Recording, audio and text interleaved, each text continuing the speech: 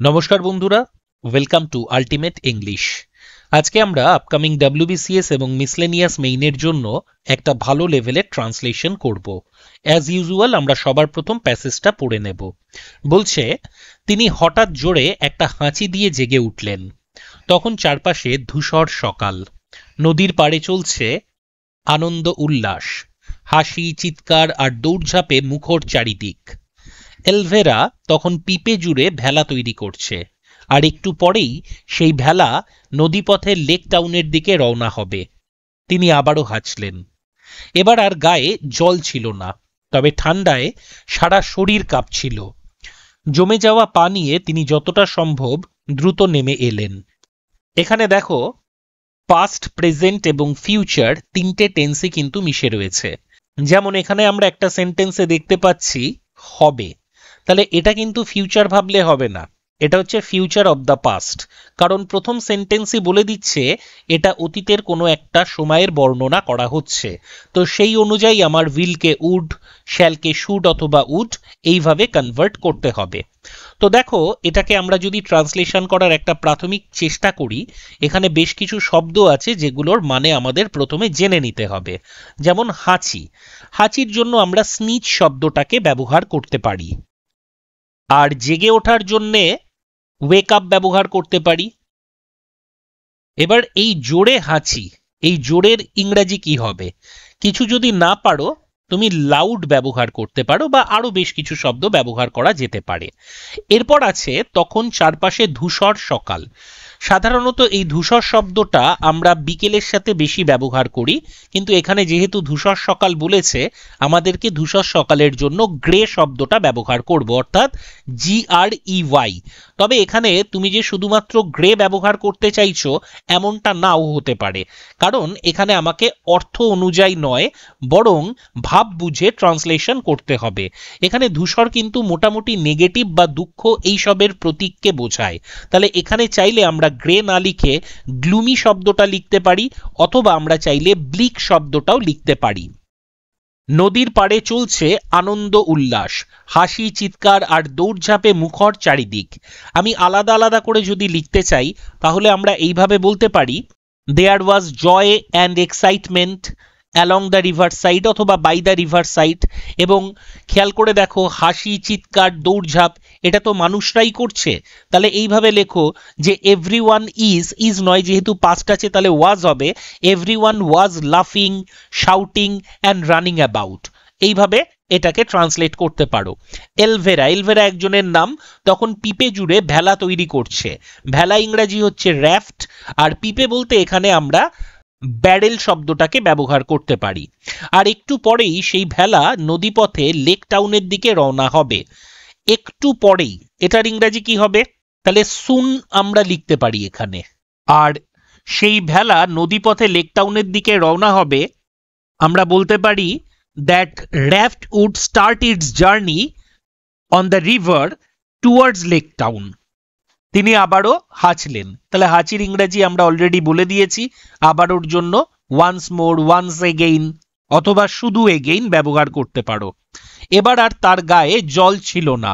তার মানে জল ছিল না মানে আমরা কি ওয়াটার ছিল না বলবো, নাকি আমরা বলবো সে ওয়েট ছিল না? ওয়েট মানে কি? ভিজে। তো তিনি তখন ওয়েট অর্থাৎ ভিজে অবস্থায় ছিলেন না, তবে ঠান্ডায় সারা শরীর কাঁপছিল। তাহলে সারা শরীর কাঁপা, এর জন্য আমরা চিল শব্দটা ব্যবহার করতে পারি, অথবা আমরা বলতে পারি যে his whole body was shivering from the cold. এবং লাস্টে বলছে জমে যাওয়া পা নিয়ে তিনি যতটা সম্ভব দ্রুত নেমে এলেন। তাহলে জমে যাওয়া পা, এটার ইংরাজি কি হবে? এখানে জমে যাওয়ার জন্য আমরা নাম শব্দটা ব্যবহার করতে পারি। ঠিক আছে, ফ্রোজেন ব্যবহার করবে না, নাম শব্দটাকে ব্যবহার করতে পারো। তো চলো এবার আমরা ট্রান্সলেশনটা পুরোটা করার চেষ্টা করি। দেখো, প্রথম সেন্টেন্স বলছে তিনি হঠাৎ জোরে একটা হাঁচি দিয়ে জেগে উঠলেন। তাহলে জেগে ওঠার ইংরাজি কি? ওয়েক। কিন্তু এখানে যেহেতু পাস্ট টেন্স অর্থাৎ উঠলেন আছে, তাই আমাকে ওক লিখতে হবে, ওয়েকের পাস্ট টেন্স লিখতে হবে। এবার এখানে আবারও শব্দটা নেই, তাই আমার এখানে এগেইন না দিলেও চলবে। তাহলে এখানে আমরা লিখতে পারি হি ওক আপ, আপ যুক্ত করে দাও। এবার কি, একটা জোরে হাঁচি দিয়ে, তাহলে উইথ এ থান্ডারাস স্নিজ। এবার এখানে তুমি যদি থান্ডারাস শব্দটা তোমার মনে না থাকে, তুমি এখানে লাউড শব্দটা ব্যবহার করতে পারো। তুমি যদি লাউড শব্দটা মনে না রাখতে পারো, তাহলে বুমিং শব্দটা ব্যবহার করতে পারো। বুমিং শব্দটাও স্নিজের সাথে ব্যবহার হতে পারে। তাহলে ফার্স্ট সেন্টেন্স কি হলো? তিনি হঠাৎ একটা হাঁচি দিয়ে জেগে উঠলেন। হি ওক অথবা woke up with a thunderous sneeze. পরের সেন্টেন্স বলছে, তখন চারপাশে ধূসর সকাল, নদীর পাড়ে চলছে আনন্দ উল্লাস, হাসি, চিৎকার, দৌড়ঝাঁপ, সবকিছুতে মুখর চারিদিক। তাহলে এটাকে আমি একবারে লিখেছি যে তখন চারপাশে ধূসর সকাল। তো it was already a grey morning. এবার চাইলে এখানে তুমি যে গ্রে মর্নিং লিখেছো না লিখলে তুমি এখানে প্যালিড শব্দটা ব্যবহার করতে পারো, অথবা এর আগে আমরা কি বলেছি, ব্লিক শব্দটা ব্যবহার করতে পারো। তাহলে ব্লিক, প্যালিড এই শব্দগুলোর মধ্যে কিন্তু একটা দুঃখ দুঃখ ভাব, একটা বিবর্ণ ভাব ইত্যাদি প্রকাশ পাচ্ছে।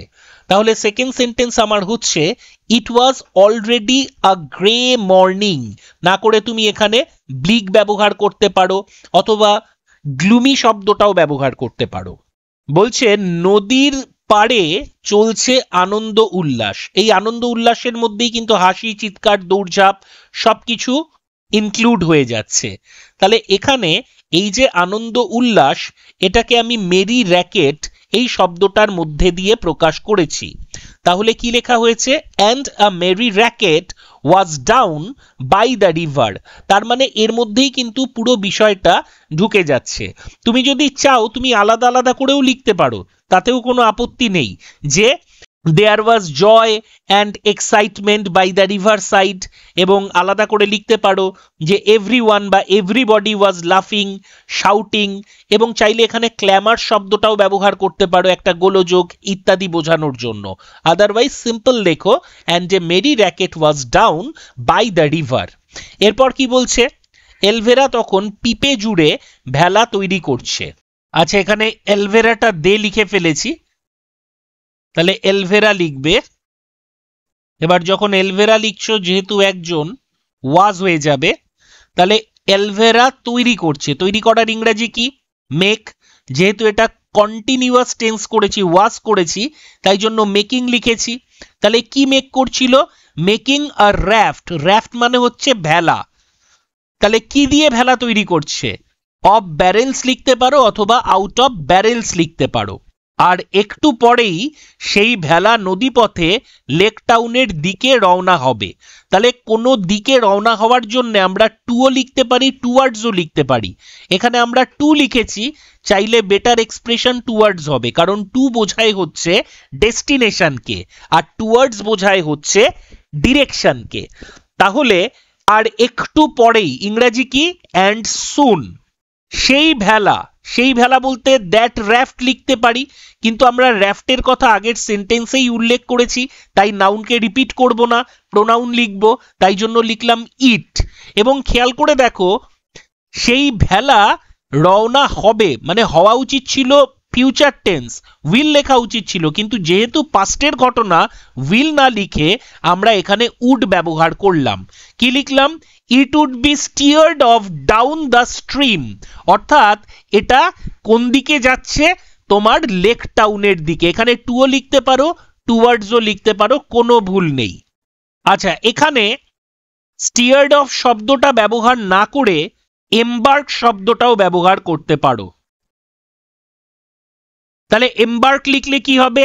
এমবার্ক on it's journey down river লিখতে পারো, অথবা সেট সেল ডাউন লিখতে পারো। কি লিখতে পারো? Set sail down. অর্থাৎ পুরোটা যদি লেখো এরকম ভাবে লিখতে পারো যে set sail down the current, অথবা স্ট্রিম, অথবা রিভার, যা ইচ্ছা লেখো, টু লেক টাউন বা টুয়ার্ডস লেক টাউন। এরপর বলছে তিনি আবারও হাঁচলেন। তাহলে হি স্নিজড এগেইন। এখানে চাইলে তুমি এগেইন না লিখে ওয়ান্স মোরও লিখতে পারো। এবার আর গায়ে জল ছিল না, তবে ঠান্ডায় সারা শরীর কাঁপছিল। তাহলে তিনি আর ভিজে ছিলেন না, এটাকে আমরা এইভাবে লিখতে পারি he was no longer, no longer no more মানে এখন আর সেই জিনিসটা ছিলেন না, এটা বোঝানোর জন্য। এবং খেয়াল করো আমরা পুরোটাই কিন্তু পাস্ট টেন্সকে মেনটেন করছি। হি ওয়াজ নো লঙ্গার ড্রিপিং, কিন্তু ঠান্ডায় সারা শরীর কাঁপছিল, বাটও লিখতে পারো, স্টিলও লিখতে পারো, ইয়েটও লিখতে পারো, but he felt cold all over.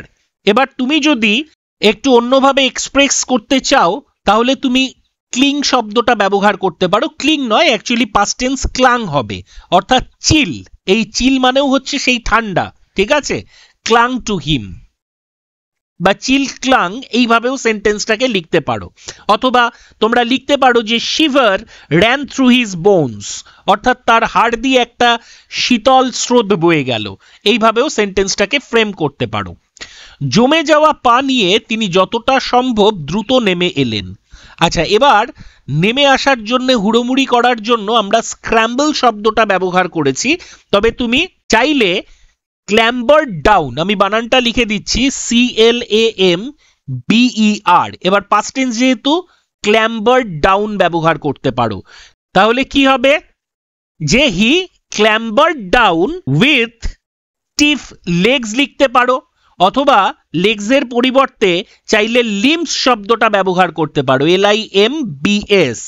তাহলে তোমার লাস্ট সেন্টেন্স এইভাবে হতে পারে he scramble down as fast as his stiff legs would carry him, অথবা ডিসেন্ডেড দিয়েও লিখতে পারো, কিন্তু সেক্ষেত্রে লিখতে হবে despite stiff limbs। তো এইভাবে লেখাটাকে তোমরা শেষ করতে পারো।